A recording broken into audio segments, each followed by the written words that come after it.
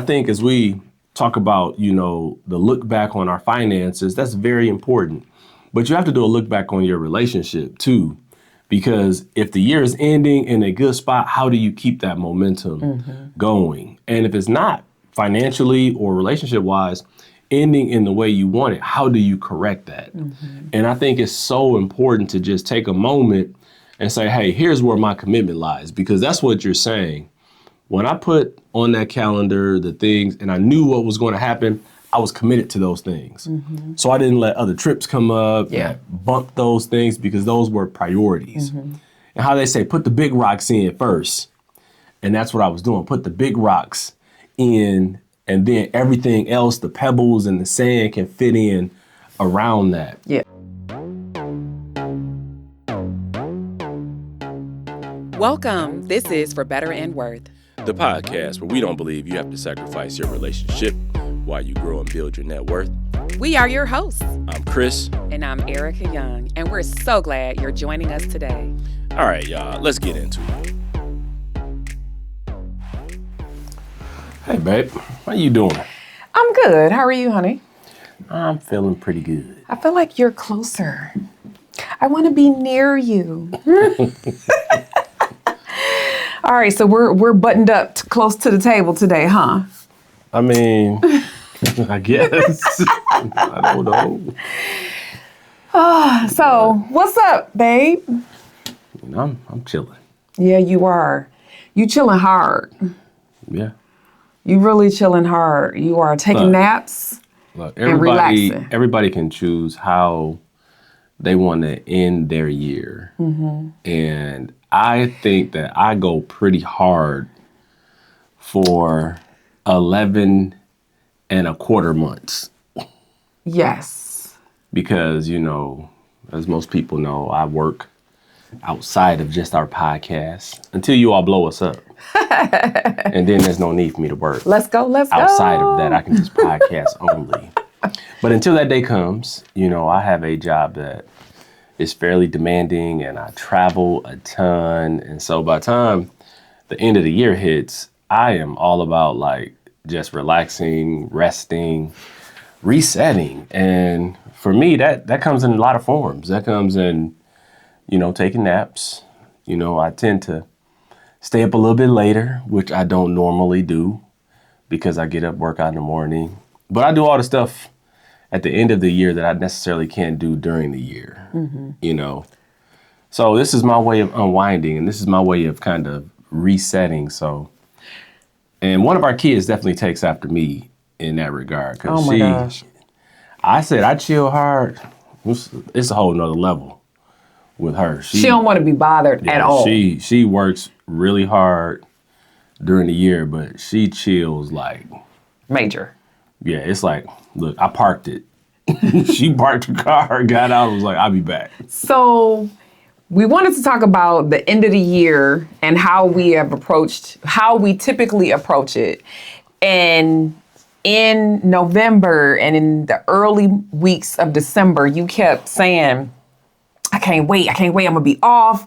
I'm gonna be off for 3 weeks and all of this. And then on the Monday that you didn't have to work, I didn't realize that was the Monday. And I'm working or doing whatever I'm doing. And I knew I had a week of things to do, meetings and things like that. And you were like, yes, turn up, I'm ready. And I was like, you were like, what are you talking about? I was like, go somewhere with all that energy because I gotta focus. Right, I was like, man, no conference calls, no emails, no trips. Yeah. I'm chilling. But you do, don't you still have something to do? I felt like you said there was something for work. There's something I'm going to work on next week. Yeah.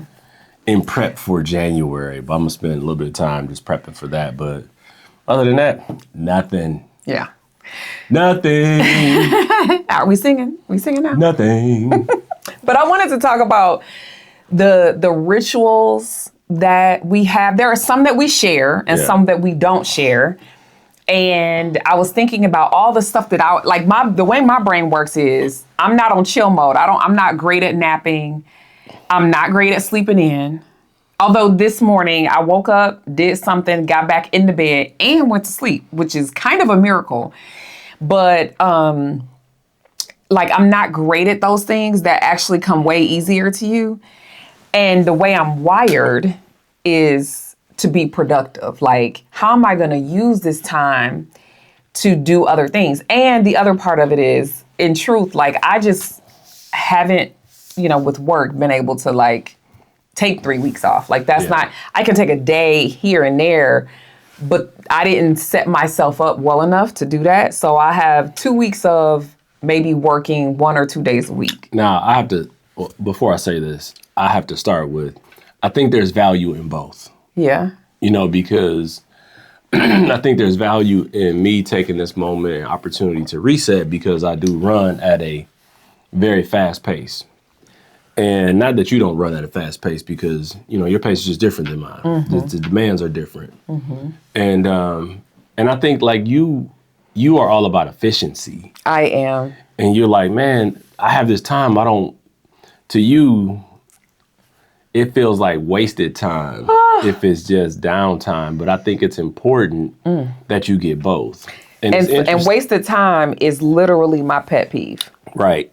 But I think just in this instance, it's important. Both things are important. Like, I spent some time this morning just cleaning out my personal email, and I was like, I like to start on a fresh note with minimal emails, unsubscribe from a bunch of stuff that I don't utilize, just because I like to have a clean inbox. I'm going to do the same thing for work. Because if I have emails from like the beginning of 25, it's like, why? Exactly. If you haven't gotten that done, there's a problem here. You need to file it or delete it. Right. So I'll get to that, but I think it's value in both of those things. And so I think in relationships, it's interesting, because you have different personalities. And this is what I was going to say. I forgot what I was going to say for a moment.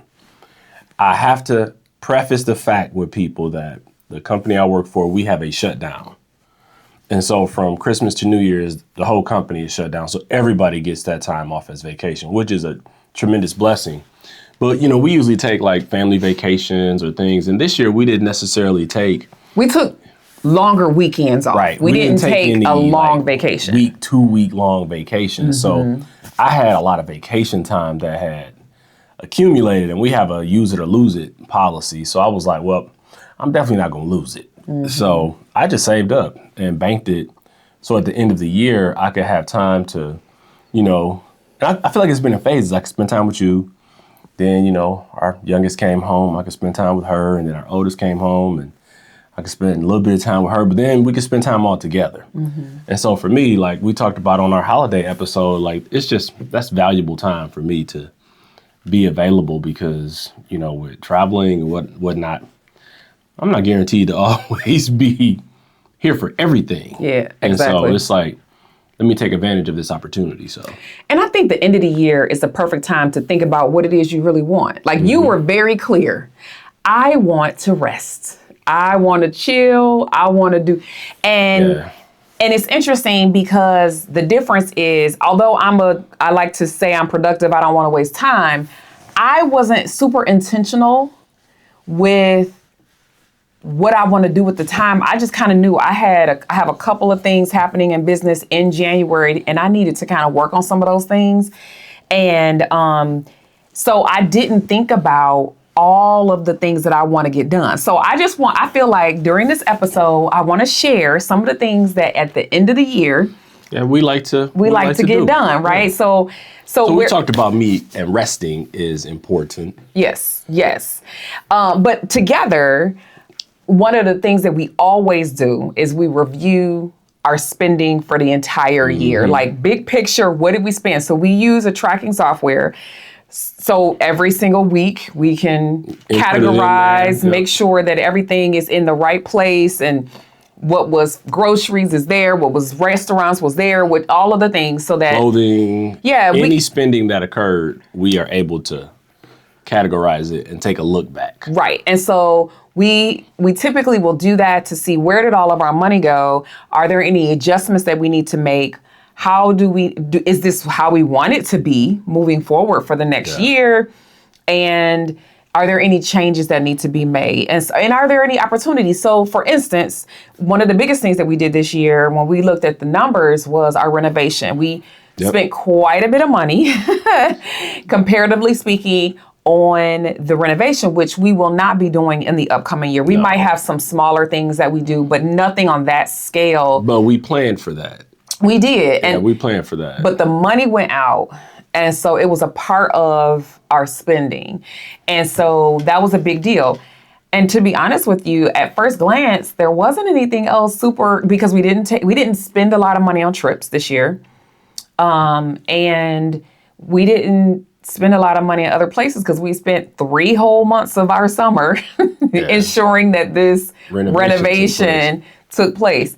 So I think there's a key thing, though, that people have to realize in doing this.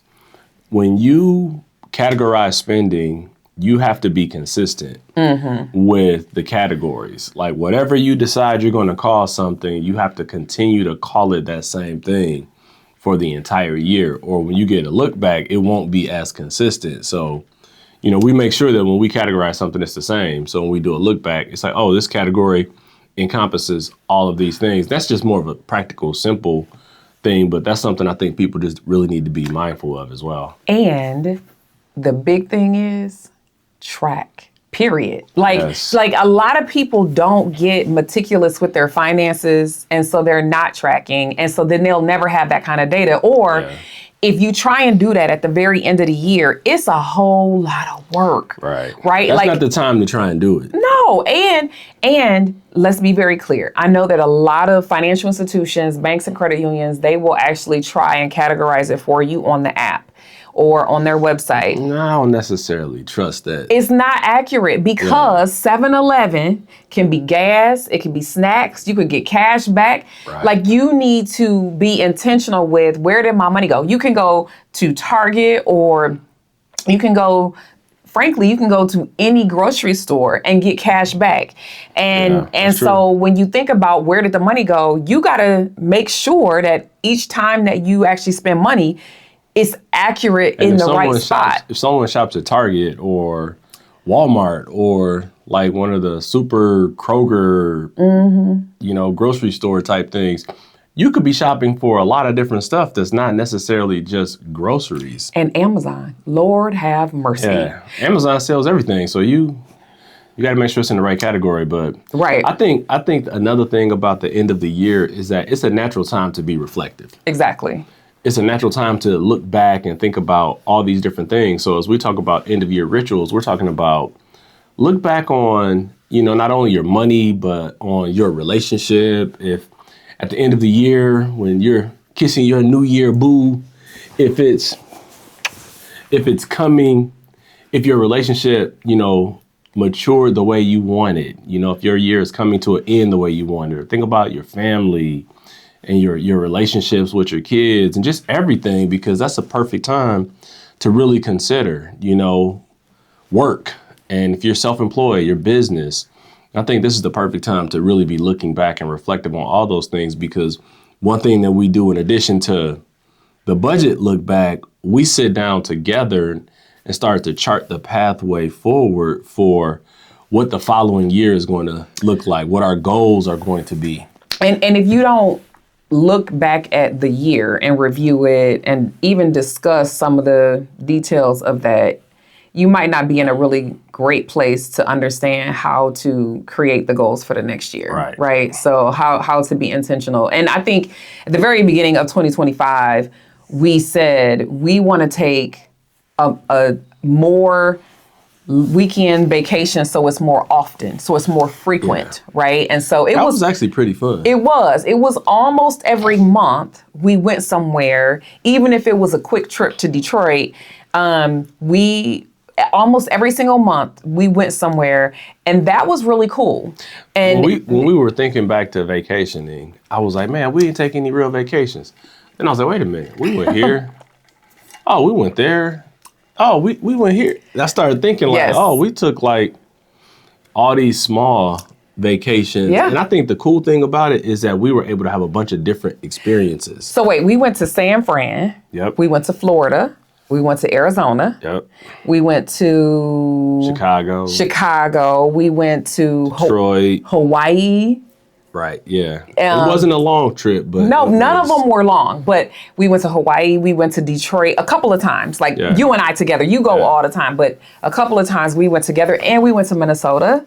Yeah, we had a bunch of different trips that they were cool. We had because about, let's say, 8 of the 12 months where we went somewhere together. Well, I guess that's a lot when you started to pinpoint that. It's like, well, dang, you took a trip almost every month. Exactly. And not to mention, you do some works. I did at least 2 work trips separate from you, and you do, we can't even count how many work trips you did without me, because I don't be going on all those trips. It's a lot. But But it's all good. Yeah, but we've gotten around, and we haven't like in 2024, we only went on one major vacation, and we went a couple of smaller places, but by no means did we go 8 different places together. Well, I think that one big trip, like, you know, that was like... It was more expensive than this whole year. Yeah, but it was so much fun. We still talk about that trip. So. Yeah, but that was the thing. Like, when we look back at it, and now I'm realizing that when we're thinking about what we want for 2026, it's a bigger trip, not as big as the one 2 years ago, but a bigger trip because our daughter's graduating. Yeah, and we have to celebrate. And she won't get it. We don't know how her schedule is going to be. So we want to be intentional with the timing with her, because when she goes to work, she's going to plug in. And we want to be able to have a moment with our family. Yeah, I'm excited about that. Yeah. So we got to kind of plan that. But the other thing that I do, and I have not done yet, is look at my business financials. I took a brief look at it a week ago, but I go in depth on, okay, what happened with business and what do I want? Because I do the same process for business that I do for personal, which is to review the entire year. Where did the money go? What money came in? What am I looking forward to in this upcoming year? What am I, and it helps me formulate where I'm going to spend my time, because when I did this 2 years ago for business, it showed me, one of the biggest things that it showed me was who was paying me.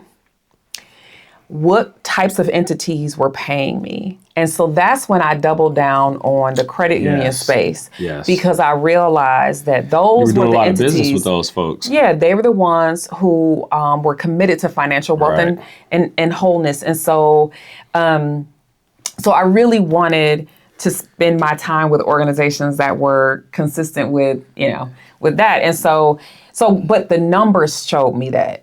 And I think that in doing that, it can help form your game plan for the next year. And I can already see where some of that is going to go in 2026, but it's interesting how when you really look at the numbers, it helps you to decide what you will and won't do. I remember one year I saved myself in business. I was able to save $5,000 or $6,000 by just looking at my numbers and deciding what I wasn't going to be spending money on. And so when we do that, like, obviously there are opportunities to save money on both business and personal side. So I just think that those are good practices for the end of the year, because then you are informed, and then you can make great choices that work for you, because you haven't been afraid to look at the numbers. And that's a pretty big thing to do, because that sets the pace and the tone for the following year for your business. And as you want to, focus on generating income, that's a very important thing to do. Yeah. But as you were talking, I thought about a very simple thing, because not everybody's self-employed, and they have jobs where they go and they do a task and they get paid, they go home. Mm-hmm. Yeah. And sometimes it's simpler on that side. But a very simple thing that I do, which I didn't do in 25, and I didn't realize the impact of it. Okay. I always get a new calendar. Right. Yes. I get a new calendar. Yes. That is a ritual you have, because I don't have that same. I get a new calendar every year. A fun calendar. Right. And I hang it in my office, and it's usually, it used to have like funny sayings all the time. And I would hang it in my office, and I'd be on conference calls, and people would every month see a different funny saying. And I got a different one this year, but I got my calendar already. Oh, you did? I did. I missed that. Did you show it to me? I showed it to you. Wait, what was it? It's the muscle cars. Oh, fun. Because I love cars. I love cars. And so now I was like, nope, 2025. Because I found myself always looking back for my calendar, like I've got calendars on my computer. I got a work computer. I got a personal computer. I got my phone. I've got an iPad. I've got computers. I mean, I got calendars all in front of me. But it's funny how habitual it was for when I needed to know the date or what was going on. You would turn around. I would always turn to look at that calendar. Yeah. And that calendar wasn't there. And I didn't realize the significance of having just a calendar for the year and how it helped me and how I was organized and how I functioned. I was like, no, I ain't have it in 25. I actually had a caricature of myself up there, which was kind of funny. But I was like, no, I got to get a calendar. Yeah. And I say that because it may sound simple, but I think sometimes in life we overcomplicate everything. And some things just don't need to be too complicated. Like just setting some of the little things in place that can help keep you on track, especially when we talk about finances and money and relationships. And I got another one I'm gonna share. But this was a simple thing because you know my saying, don't major on the minors. And we make such a big deal about little things. And like I talked about how, you know, for me, relaxing and resetting and enjoying family was a big deal. But yeah, after about a week or two, it's like, okay, you know, these kids starting to get on my nerves. Stop it. And you know what? Hush up. I was like, they not doing nothing. Like pick a dish up or something. Well, and you know what though? I caught myself. Because I was making a big deal about something that was little. Yeah. And I said, I'm not going to do that. Yeah. If it's bothering me, then I'm just going to address it. Right. And I think the bigger lesson in that, or the bigger theme in that, is in relationships, something that bothers you, deal with you. Address what you need to address because it may not be bothering the other person. Yeah. And you could be making a big deal out of something that's really not a big deal. But if you keep nagging at it or picking at it, it can become a big deal. So I want to circle back to when you were talking about the calendar. I think that is great because I actually spent like an hour yesterday trying to find my new planner. Yeah. That is a ritual that I have. Like honestly, I don't remember a time when I didn't order a physical planner. Now I use Outlook. My calendar situation electronically is tight. Okay. Because I have a few calendars that connect to each other and people can sign up to spend time with me, all of that. All of that is connected and working very well. But I'm a list person. I like to know what my top priorities are supposed to be. I like to have my goals written. And I don't necessarily put my goals on my electronic calendar because one, it's not for anybody else's business. But two, I like to write it down. I like to see it in the same place. Sometimes I type them up and I put them in my planner, but I need to have a place where on a daily and weekly basis, I know what my priorities are and I have a place to put them. Even when I'm off work, I put my list of priorities. I wish I had researched this before the podcast, but I think there is data that shows that people who work off lists are more productive than people who don't. I mean, probably. I mean, it stands to reason. But I would say the actual statistic or the research that they did I think it was at Harvard Law, when people who write down their goals are way more likely to reach their goals. Absolutely. Like 4 or 5 times more likely to reach their goals than those who do not actually physically write them down. I think it stands to reason that when you have a to-do list and you see it and you start checking stuff off, there's a sense of accomplishment when you check something off on the list. So my planner is a big part of like a ritual at the end of the year, and I use it throughout the entire year. And I had to think about what it is that worked and didn't work this past year. I think I wanted something real simple and I had something real complicated. So I'm actually going simple and we'll see how this works, right? So I love this one actually because it is built for the list person.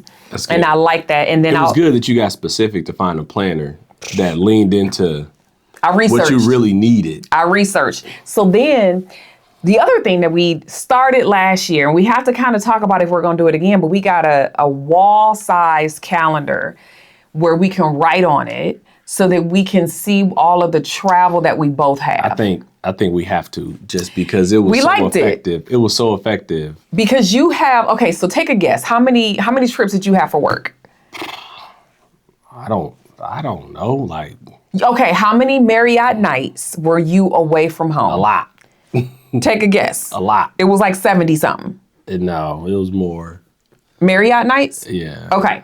It was a lot. Okay. So that's I probably had, I don't know, I had 40 some odd events. Okay. Over the course of a year, just a lot of And that's meetings and all kinds of stuff. You could say 40, 50 things I had throughout the year. So think about that. So for us, it was good to have a calendar where we knew you knew where I was going to be, what was going on, and I knew when you had trips and we knew where the kids were going to be. Yep. And when they would come in town or leave town, or if there were important things here, like, and we don't necessarily put date night on there, but like if a friend has a party or we're expected to be somewhere or we have like a deadline or something like that. Planning and scheduling. Yeah. So even recording the podcast, so we could look at it to see. It's very important to know when you were going to be in town so that we could actually do those things. And so that calendar, so I'm glad to hear that because I haven't ordered it yet. Yeah. We need a new one because the days of the week changed with the dates and all that good stuff. So we need a new one. But it was nice to have that on the wall. And we had talked about going electronic with it, but I actually like having my electronic stuff separate. I don't necessarily want to be working and see your stuff on my calendar. Well, I would like to do the electronic one. Yeah. But I'm not paying $400, $500, $600 for it. Yeah, in electronic calendar. You saw something that was way over the top. We can do something else. We can put it on a Google Calendar. See, I don't want to do that. See, That's why I saw this thing that I like. And it was cool because we could pop. Yeah. And that's all it would be for, but I don't think it's that important. No, it's not that deep. It's not that deep. We can go to Amazon and buy another wall calendar and just for $20. Right on there with dry erase marker. Exactly. And it's fine. But I like that. I think that's another thing that I think was helpful for us and that now we'll have to do again.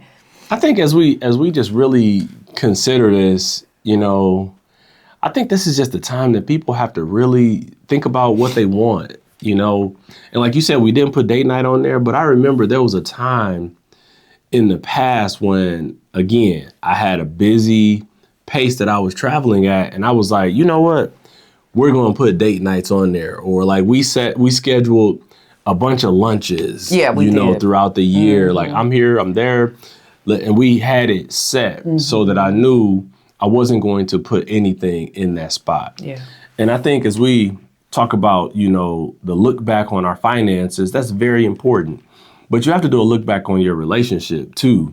Because if the year is ending in a good spot, how do you keep that momentum going? And if it's not financially or relationship-wise ending in the way you want it, how do you correct that? And I think it's so important to just take a moment and say, hey, here's where my commitment lies. Because that's what you're saying. When I put on that calendar the things and I knew what was going to happen, I was committed to those things. So I didn't let other trips come up and bump those things because those were priorities. And how they say, put the big rocks in first. And that's what I was doing. Put the big rocks in and then everything else, the pebbles and the sand can fit in around that. Yeah. And I think that's what people have to decide. What are the big rocks in your life that you have to have in place and set? And then you fill everything else in around that because that's how you build foundation. Yeah. So a couple more things that I do or I like to do is simple, but I have to clean my office. Like my office isn't a total wreck, but but it's not good. It's not a complete travesty. I'm not going to talk about your office. It's in a bad place right now. You ain't got to say nothing, okay? Only thing I say is like, what's going on over in that corner? I know. It's bad. I was like, what So is let me tell you, so this is what I'd have done. Because I knew I was going to get in there and clean my office, I just started putting things like when we get mail or if I have coupons to go through or receipts or whatever it is, I just been putting it in and some things are stacked up. You've been putting it in a pile? Yes. And then I'll get to it. I know it's there because I didn't throw it away, right? It's important. How could you miss it? Hush up. See, you said you weren't gonna say that. Okay. You know what I mean? My bad. But I just walk in your office and I see it. I'm always like, you know how your daughter says, "Don't come in my room." Or don't look. When you come see me or come ask me a question in my room, don't look. That's what you need to do in my office right now. Right. I actually let me be very it's honest. Funny, she's like, Dad, look at me. Don't look at my room. Don't look around. Yes. That's how you need to be in my office. But in my mind, I have done all the things that I'm going to shut my computer off, and then for at least 2 days, I'm not going to get on the computer. But the very first thing on this next day that I already have set in my mind, I'm going to spend an hour cleaning my office. Yeah. I already know because I cannot go into the new year with my and I want to put up a couple of things. I've changed a couple things in my office, so I want to put up a few pictures and come into the new year with a new vision, right? And then. Did your mama do this? Because we always did this. We cleaned out the fridge and the freezer. Yeah. Because there ain't no way. If I had it in January of that year and it's still in the freezer in December, it's got to go. It's those old wives' tales, you gotta, the superstitions almost. Like, you can't. My mom always said you gotta have some money in your pocket in the new year, and you gotta have like. Black eyed peas, pork chops, rice, cornbread, the traditional, the whole thing to start your year. And I hope people who are watching this on YouTube, at For Better and Worse, or for people who are listening on whatever platform, I hope you don't, diminish the importance of what we're talking about, because it's so important to set your path, set your direction, because these little things all matter. Yeah, they do. And the thing that I don't subscribe to, and we had talked about it, you said one more thing, and I was like, no, I don't care about that as much. What? Taking the tree down before the new year, I don't care at all, because these other things are more important. Because it's like, it's a lot of work to put all that stuff away. It is. No. I don't care because it's beautiful.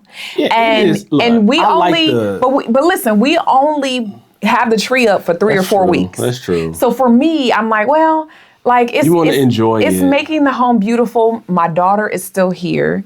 And then when we want to take it down, she'll be here to help us. But I want my office clean. I'm always thinking about, I'm going to get some labor out of these kids. Well, man. Hey, you, go get that. You.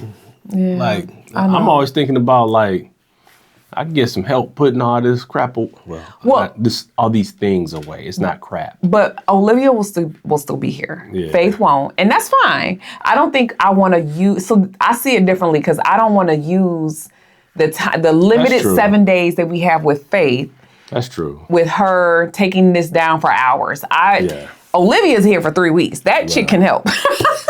Well, what would you say is your make it worth it for this?